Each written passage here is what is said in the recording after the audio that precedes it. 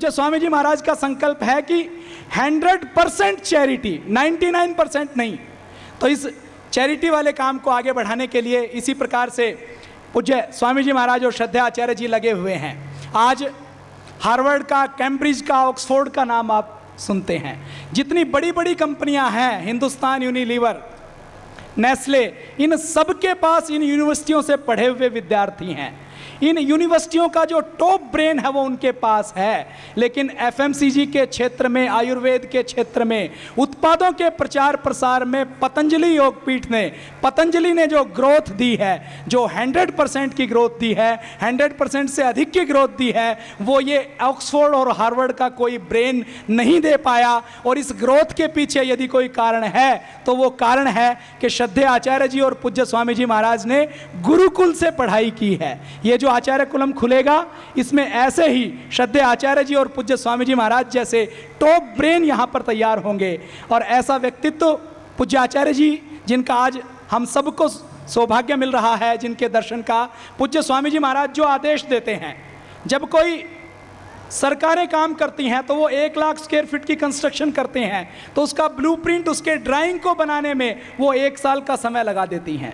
और 1 lakh square feet, 5 lakh square feet, 10 lakh square feet की construction पूज्य स्वामी जी महाराज आचार्य श्री को कहते हैं तो 1 से 2 महीने के अंदर वो करके दिखा देते हैं। ऐसे असाधारण व्यक्तित्व हमारे बीच में है। एक बार जोरदार करतल ध्वनि के साथ आयुर्वेद शिरोमणि श्रद्धेय आचार्य बालकृष्ण जी महाराज को हम नमन करते हैं और प्रार्थना करते हैं कि हमें आशीर्वाद देकर कृतार्थ करें। आज इस बाबा मेलनाथ की तपोभूमि, आज से लगभग 1100 वर्ष पूर्व जिन्होंने यहाँ पर तप किया, उनके नाम पर स्थापित होने जा रहा है। ऐसे पुनीत अवसर पर इस ग्रामीण गांव के किसानों को, उनके बच्चों को मैं एक बात कहना चाहता हूँ। आचार्य कुलम की जो संकल्पना है वह उसी के लिए है कि हमारे बच्चे भी दुनिया में जो बड़े बड़े स्कूलों में, बड़े बड़ी संस्थानों में पढ़ने वाले बच्चों से वो पीछे नहीं रह जाए, वो उनसे आगे पहुँचे। इसके लिए यह आचार्य कुलम की संकल्पना है। इस संकल्पना को पूर्ण करने के लिए यहाँ पर प्रतिष्ठित सभी जो पूज्य संत महात्मा हैं, नाथ संप्रदाय से जुड़े हुए, क्योंकि आज योग की बात की जाती है, योग की परंपरा की बात की जाती है, तो हमको बड़ा गर्व और गौरव होता है कि जब हम गुरु गोरक्षनाथ जी का नाम लेते हैं। वह योग परंपरा के महर्षि पतंजलि के बाद में सबसे बड़े प्रामाणिक पुरुष और सबसे बड़े योगी रहे। उस योग की परंपरा में, उस योग की परंपरा ने विशेष करके इस हरियाणा की धरती में बहुत क्षेत्रों में बहुत सारा काम किया है। बड़े बड़े तपस्वी और बड़े बड़े ऊर्जावान, बड़े दिव्य संत हुए हैं। और उस संत की परंपरा को, उस योग की परंपरा को बढ़ाने के लिए आज शिक्षा की आवश्यकता है। वह भारतीय संस्कृति, परंपरा और मूल्य आश्रित होना जरूरी है। उस परंपरा को बढ़ाने के लिए इस नाथ संप्रदाय में एक नई पहल करने के लिए मैं हमारे परम आत्मीय, परम वंदनीय हमारे बाबा राजनाथ जी को भी बहुत शुभकामनाएं देता हूं। इस मंच पर विराजमान सभी महापुरुषों का वंदन करते हुए मंच के सम्मुख विद्यमान, प्रातः काल से बैठे हुए सभी हमारी पूज्य मातृशक्ति सज्जनों को भी मैं शुभकामनाएं अर्पित करता हूं। इस बीहड़ जंगल में, गांव से दूर हजारों की संख्या में आप प्रातः काल से यहाँ पर बैठे हुए हैं।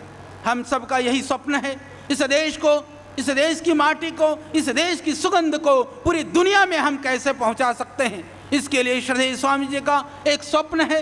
उस स्वप्न को पूरा करने के लिए हम लोग सर्वविध प्रयत्नशील हैं। यहाँ पर भी इस कार्यक्रम के लिए हमारे हजारों कार्यकर्ता भाई बहन रात दिन एक करके लगे हुए थे।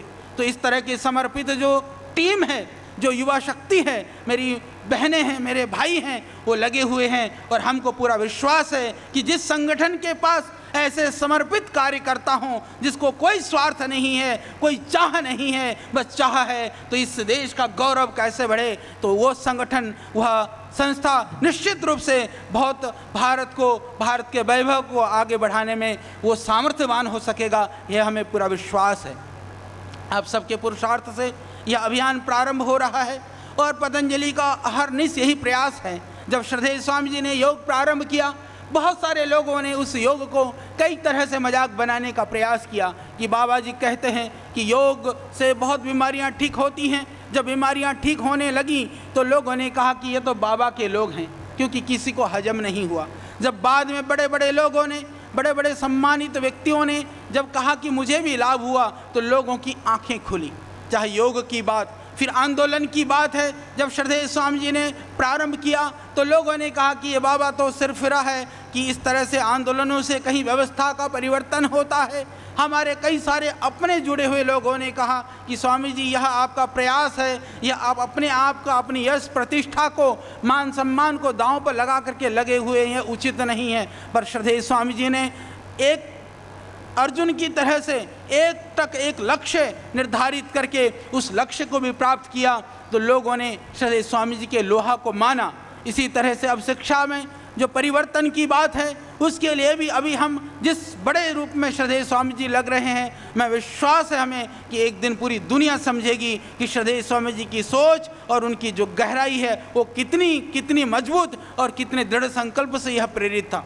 इसी तरह से स्वदेशी की बात अभी माननीय मंत्री जी कह रहे थे, बड़े बड़े देसी कंपनियां, बहुत लोगों ने प्रयास किया, पर विदेशी कंपनियों का जाल इतना खतरनाक है कि उस जाल को तोड़ करके, उसको भेद करके प्रवेश करना, यह अभिमन्यु के चक्रव्यूह को भेदने से भी भयानक काम था। ये आज हमको महसूस होता है, परंतु संपूर्ण देशवासियों के प्यार, आप सबके सहयोग से, आप सबकी ऊर्जा से उस शक्ति को हमने पाया और अभी हमने वो लक्ष्य भेदन का काम एक सीमा तक पूरा कर दिया है। अभी बाकी जो काम करना है वह भी आप लोगों की शुभकामना से हम पूरा कर पाएंगे, ये हमें पूरा विश्वास है।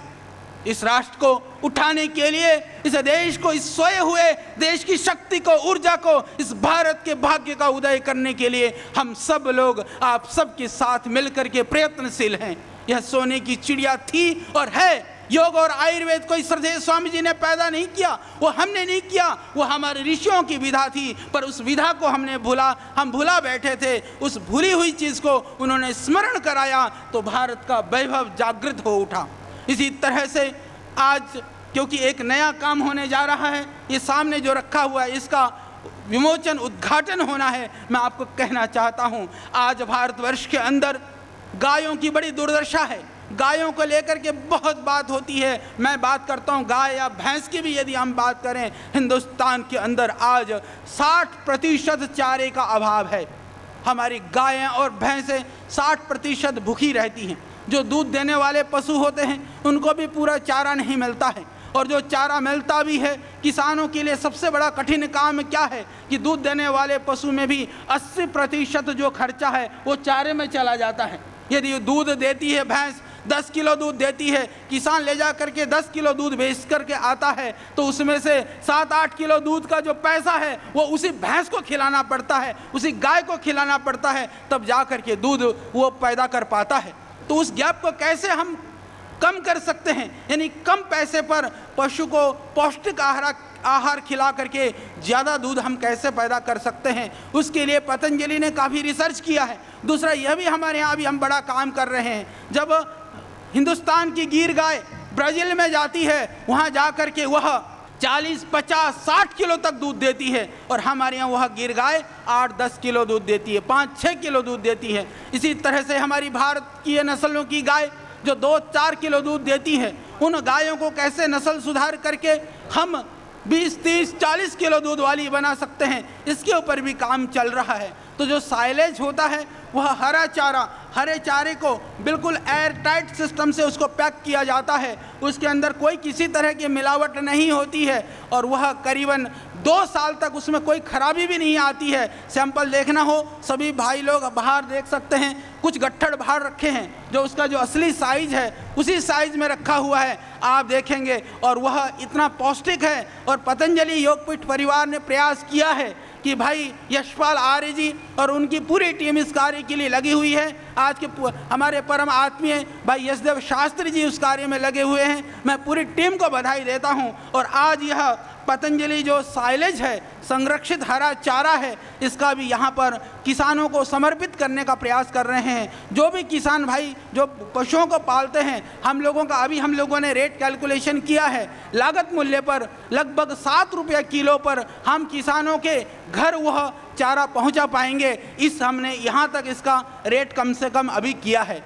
आप जानते हैं कि सूखा जो तूड़ा होता है, भूसा होता है, वो भी बहुत महंगा पड़ जाता है, पर हमने अभी इतना काम किया है। तो आप लोगों को इस कार्य के लिए भी मैं पतंजलि योगपीठ परिवार की ओर से आप सबके सहयोग के लिए आपको शुभकामनाएं देता हूं, बधाई देता हूं। अभी श्रद्धेय आचार्य श्री का आशीर्वाद और मार्गदर्शन मिला।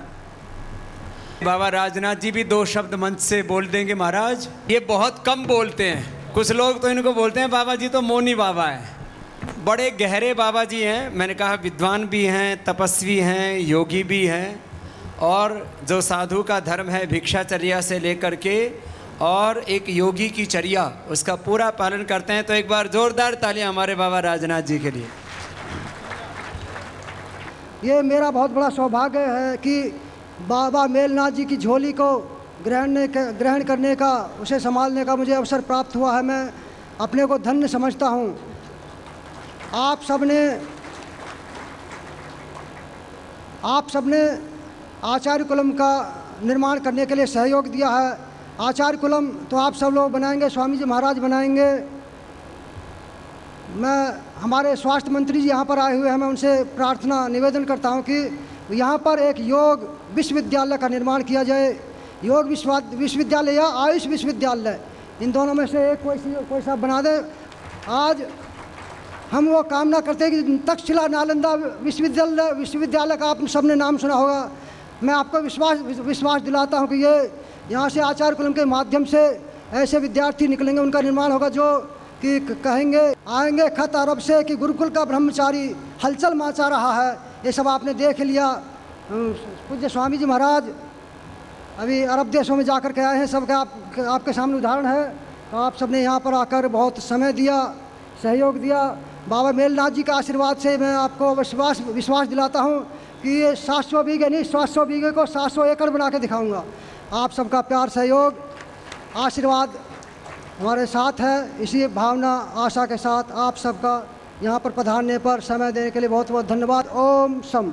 माँ महिम का आशीर्वाद होगा। फिर हमने तो आपको सारी बात बतानी थी, वो बता दी। भाई यहाँ करीब ये 2500 बच्चों की क्षमता का आचार्य कुलम होगा। फिर आगे ज़रूरत पड़ेगी तो बढ़ा देंगे। 2500 भी कोई कम नहीं होता। और इसमें जैसे धनखड़ जी बता रहे थे, उनके बचपन में ही ऐसी आधारशिला डाल देंगे विचारों की, संस्कारों की, संवेदनाओं की, पुरुषार्थ की, पराक्रम की। एक बड़ी सोच उनके भीतर बचपन में ही जब पनप जाएगी तो वो तो इस क्षेत्र का ही नहीं, हरियाणा का नहीं, पूरे देश का नाम रोशन करेंगे, आगे बढ़ेंगे। और जो ये कह रहे हैं कि बाबा जी हमको बेचना सिखा दो, खाली बेचना ही नहीं, इनको सारा देश नहीं सारी दुनिया चलाना सिखा देंगे, ऐसे बालक बना देंगे। तो ऐसे बच्चे हों जो सारी दुनिया को चला सकें, सारी दुनिया को हिला सकें, पूरी दुनिया में आंदोलन पैदा कर सकें। अपने जीवन में इतना शौर्य, इतना पराक्रम, इतना स्वाभिमान, इतना ज्ञान, इतनी निष्ठा और इतना उनके भीतर अखंड प्रचंड पुरुषार्थ हो कि वो जिधर चले वो उधर जमाना चल पड़े, वो जिधर चले उधर राह बन जाए, वो पथ बन जाए, वो पाथेय बन जाए। तो ऐसे बच्चे यहाँ पर तैयार होंगे। आज हम ज़्यादा नहीं कह रहे हैं, आगे आप सब आप देखते रहोगे, आस पड़ोस के लोग हो। मैं इतना ही कहूँगा कि ये लेघा जो है वो विद्या का तीर्थ बन जाएगा। इतना बड़ा काम यहाँ पर हो जाएगा, विद्या का तीर्थ बन जाएगा। और जो गाय की यहाँ पर सेवा हो रही है, इसको भी 4 चांद यहाँ पर लगाएंगे। और विद्या के तीर्थ के साथ इस नाम का गुमठ बोलते हैं। गुमठ माने गोमठ से गुमठ हो गया। और वो नाम उसको कोई भी अलग अलग परिभाषा देते हो। गाय की सेवा, रोगी की सेवा, विद्या की सेवा, यही तो ऋषि मुनि करते थे। खाली जो है वो एकांत में झोपड़ी में बैठ करके खाली भगवान का नाम ही नहीं जपते थे। भगवान का नाम स्मरण तो साधु तो जीता जागता भगवान का ही स्वरूप हो जाता है। उसके भीतर इतनी दिव्य जाती है, वो ब्रह्म रूप हो जाता है, ब्रह्म रूप हो जाता है। उसके भीतर तो वो चलता फिरता स्वयं तीर्थ हो जाता है। तो उसके द्वारा अनेक परोपकार के कार्य होते रहे हैं। और अब भी इस घुमट में इस पूज्य बाबा मेलनाथ जी महाराज जी के आशीर्वाद से, उनके अनुग्रह से बहुत बड़ा काम होगा। हम कोई क्योंकि लंबी चौड़ी घोषणा नहीं कर रहे हैं यहाँ पर। आचार्य कुलम बनेगा, इसको आगे विस्तार देंगे, फिर आगे जो जो होता रहेगा। यहाँ भूमि की कोई कमी नहीं है, 700 बीघा तो ज़मीन मठ की है। बाकी भाई अड़ोसी पड़ोसियों भी मांगेंगे तो लोग और दे देंगे, ज़मीन की कोई कमी नहीं रहेगी। यहाँ बड़े दानशील है हरियाणा के लोग। और आज मैं तो आश्चर्य कर रहा था कि जो है हमारे भाई धनखड़ साहब ने जो है नाम में भी धनखड़ है और धन की वर्षा कर दी आते ही कि भाई दोनों गांव वाले 51 लाख रुपए का कोई भी भाई सेवा का प्रोजेक्ट बना के ले आना। और इन्होंने 1 करोड़ रुपए माने आते ही घोषणा कर दी। तो इसके लिए जोरदार तालियां हमारे भाई धनखड़ जी के लिए भी कि भाई लेखा के 2 गांव हैं और 2 गांव का वो जो भी सरपंच दोनों आके मिल लिए। एक हमारी बेटी प्रधान है, एक हमारे भाई, और दोनों युवा हैं। जैसे आपने बताया था 35 साल की उम्र, इनके तो अभी 30 की भी नहीं हुई है। तो ऐसे युवा सरपंच हैं। गांव में भी बहुत श्रद्धा है। तो अभी बहुत बड़ा काम होना है। अभी एक काम की शुरुआत हुई है, आगे और बड़े बड़े काम, गौशाला का भी काम होगा, यहाँ विद्यालय का भी काम होगा। जड़ी बूटियों की खेती के लिए भी आप लोगों को ट्रेनिंग देंगे, ये साइलेज के लिए भी ट्रेनिंग दे देंगे। और बाद में जितने, ये तो शुरुआत भर है, अब अगली बार जब आएंगे तो कई काम हो जाएंगे। तो भाई कहना कम चाहिए और करना ज़्यादा चाहिए। तो अगली बार जब आएंगे उद्घाटन के लिए इसके, तब बहुत से सेवा के कार्य यहाँ पर शुरू हो चुके होंगे। मैं महामहिम से कहूँगा कि एक बार सबको अपने आशीषों से अनुग्रहित करें। बहुत प्रसन्नता की बात है कि आज बाबा मेलनाथ आचार्य कुलम के स्थापना दिवस के अवसर पर इतनी बड़ी संख्या में संत महात्मा यहाँ पर उपस्थित हैं। और इस क्षेत्र के आसपास के गांव से आप सब लोग भी आशीर्वाद देने के लिए इस अवसर पर यहाँ पर इतनी बड़ी संख्या में उपस्थित हैं। ऐसे उपस्थित सभी भाई और बहनों,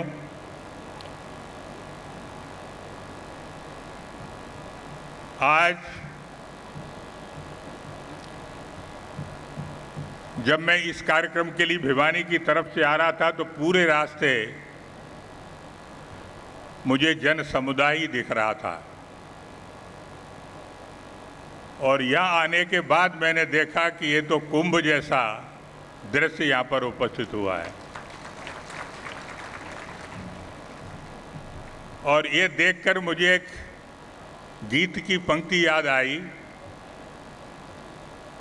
वो गीत की पंक्ति इस तरह से है कि एक बार करवट तो बदलें, एक बार करवट तो बदलें, सारा जग चीत्कार करेगा। ये देश के लिए कहा गया है कि अगर हम एक बार करवट तो बदल लें, अगर ऐसा हम करते हैं तो पूरा संसार जो है चीत्कार करना शुरू कर देगा। ये 21वीं शताब्दी जो आई है विश्व में, ये भारतवर्ष करवट लेने का समय है। और वो जो भारतवर्ष करवट ले रहा है उसी का एक प्रतीक चिन्ह आज मुझे यहाँ पर दिख रहा है। ये बाबा मेलनाथ आचार्य कुलम, इसकी स्थापना, इसका उद्घाटन, इसका भूमि पूजन, ये इस बात का प्रतीक है कि 21वीं शताब्दी के अंदर भारतवर्ष का चित्र पूरे विश्व के अंदर किस तरह का बनने वाला है। अंग्रेज जब यहाँ पर आए थे तो उन्होंने सबसे पहले यही काम किया था कि देश की शिक्षा को बदला। उन्होंने बच्चों को किस तरह का पढ़ाया जाए, किस तरह के संस्कार दिए जाएं, इसको उन्होंने बदला। और ये बदल करके लॉर्ड मैकाले नाम के व्यक्ति ने ये बता दिया था कि इस देश के अंदर हम ऐसे लोग तैयार करेंगे जो देखने में तो हिंदुस्तानी लगेंगे, लेकिन उनका सोच, उनका विचार, उनका पहनावा, उनकी संस्कृति सब इंग्लिस्तानी होगी। और वो इसमें सफल हो गया। अब हम स्वतंत्र हो गए हैं। हमने 70वीं वर्षगांठ मना ली है स्वतंत्रता की, लेकिन वास्तव में जो परिवर्तन देश में स्वतंत्रता के बाद आना चाहिए था, वो परिवर्तन अब दिख रहा है। इस अवसर पर ज़्यादा बोलने की जरूरत नहीं है। बाबा रामदेव के मुंह से मैं सुन रहा था कि जो आचार्य कुलम की यहाँ पर स्थापना हो रही है, उसमें अभी 2500 बच्चों की व्यवस्था है। आप जरा विचार करिए कि 2500 बच्चे जब अपने भारतीय संस्कृति के संस्कारों को लेकर के समाज के अंदर जब विचरण करेंगे तब क्या होगा। ये तो 2500 बच्चों की हम बात कर रहे हैं, कितनी बड़ी संख्या में जब गुरुकुल चलेंगे। मैं आपको याद दिलाता हूं, स्वामी विवेकानंद ने कहा था कि मुझे अगर 100 युवक मिल जाएं, जिस संकल्प को लेकर के स्वामी विवेकानंद ने कहा कि मैं चलाऊं, ऐसे अगर 100 युवक मिल जाएं तो मैं भारत का नक्शा बदल दूं। स्वामी विवेकानंद ने उस समय 100 की बात कही थी, यहाँ तो 2500 की बात हो रही है और इसी गुरुकुलम की बात हो रही है। तो आप विचार करिए कैसा होगा। और इसलिए इन सब बातों को ध्यान में रखते हुए मुझे ऐसा लगता है